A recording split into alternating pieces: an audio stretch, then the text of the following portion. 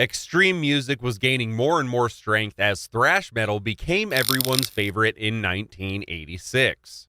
In this video today, we're going to talk about the most iconic metal albums of this year, shining light to those who have remained hidden for far too long. These were equally hard-hitting albums and gave extreme metal an edge. Don't forget to subscribe to the channel if you haven't already done so. We appreciate your input as well, so please let us know in the comments below what you want to watch in the next video. Alright everybody, let's get heavy. Chastain was a band that was founded by the owner of Shrapnel Records, and despite not being a very stable band, the last album released was in 2017. The funny thing about this album is that it sounds just like Judas Priest's Painkiller before it even came out. The electrifying riffs make this record a real hidden gem. Leather's vocals are convincing, but the mix sounds even more electrifying when you hear those furious guitar solos that are just so characteristic of 80s metal.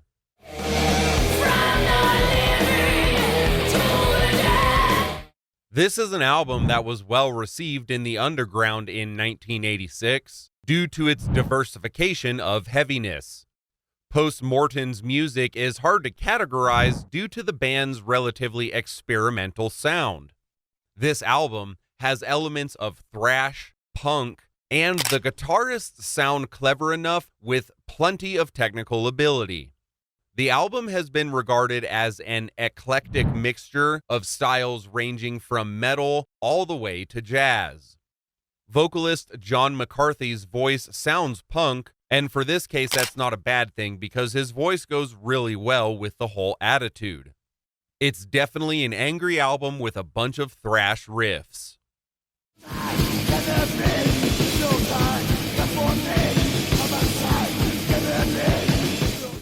Totally heavy and furiously fast. There's no better way to explain this album.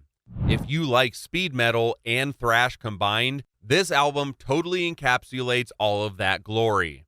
Pretty impressive for the band's debut album. The band opens Doomsday the Receiver with Hammerhead, followed by Iron Tears, which sounds like a mega song combined. In 1986, former Metallica bassist Cliff Burton would sadly pass away, and it would be Brian Slagel, head of Metal Blade Records, who suggested Jason Newsted, the current bassist of Flotsam and Jetsam at the time, to cover the position. Jason Newsted also co-wrote the music on the entirety of this album.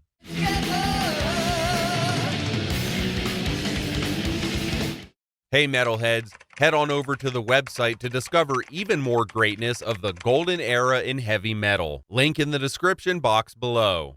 A record that rarely gets talked about is Dark Angel's second album, Darkness Descends. According to Revolver magazine, it is one of the best thrash metal albums not released by the Big Four of thrash metal, and they might be correct. All the demons are out on this one. It is a blazing album. Think like Slayer with all those hellish drums and everything. It offers dark and infernal environments exploring themes about euthanasia, nuclear apocalypses, and more like the song The Burning of Sodom, deals with the biblical story of Sodom and Gomorrah. Truly a hellish album that you should pay attention to.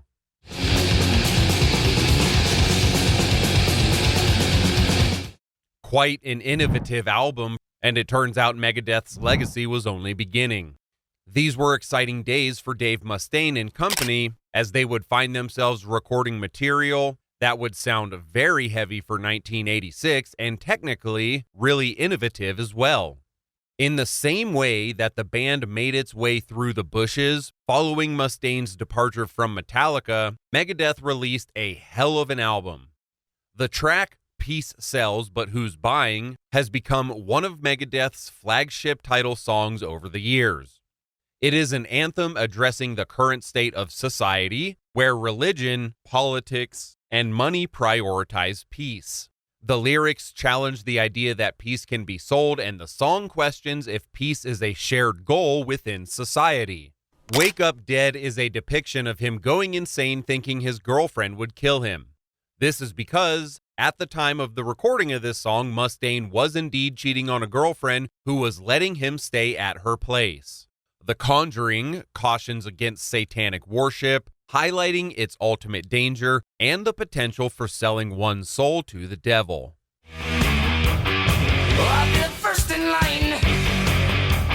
These albums are all rarely talked about, but they hold their own ground. And we hope you found something unknown here today, but if we did forget something that you know about, please let us know in the comments below. Remember to leave a like and subscribe if you already haven't, turn on the notifications so you don't miss anything, and remember everybody, stay heavy.